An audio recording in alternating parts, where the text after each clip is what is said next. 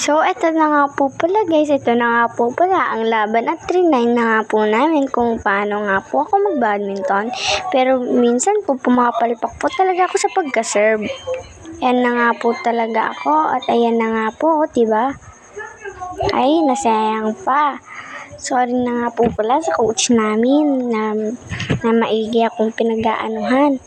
Pero di naman talaga ako kasadya kasi di naman talaga ako Hindi naman kasi ako marunong mag-badminton at taekwondo nga po pala ako.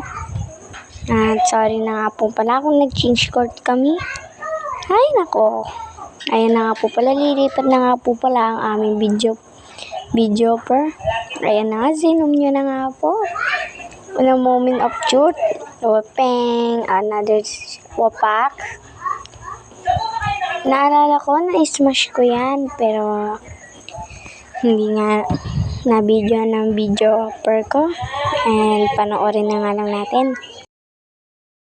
So, ito na nga pala ang mga time na patapos o hindi pa patapos iyan. Siyempre, 1 to 30 yan. At siya nga din pala ang pambato sa kanilang grade.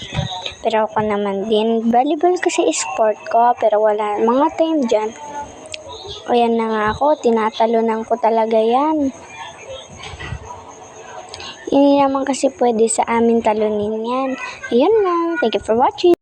Fast forward tayo mga guys, dito nga pala sumasayaw-sayaw pa kami at inaya ko pa yung isa ko diyang kaklase na hindi ko naman talaga siya ka-close. Ayan na nga, may hawak siyang badminton kasi nagtitraining sila ng dalawa ng kuya niya. Ayan na, TikTok daw ba yan? Nakangiti na agad siya dyan. Ayan na nga ako, tumatambling pa. Ayan na, yan na. Apakagaslaw niyang babae na yan. Para naman kasing lalaki ng umasta yan.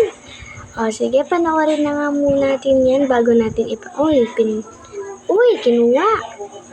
Ayan na, nagdadrama na. Thank you for watching. Ay, meron po pala. Ayan nga pala, may sumisilip na lalaki, which is si Laylay. O, ayan na nga. Gigil ako dyan kay Laylay. Diba? Pineflex niya pa yung kanyang sapatos na Nike. Local lang naman. Mga time na hinabol ko yan dyan. Ayan na nga ba't? Ayan na, diba? Nanggigil na agad ako kasi di ko na inaakala na ganun para kagsilaw si Laylay. Ay. Para bang pinashback lang ako ng pagkabata. Ayan na nga si Ate Chelsea. Ayan na pala guys. Ayan na si Sabrina. Naglalaban na nga sila. Sumasayaw-sayaw after masumalpak dun sa basketball. Ayan na nga, i-end ko na to. Panoorin na natin at huwag na magpatumpik-tumpik pa.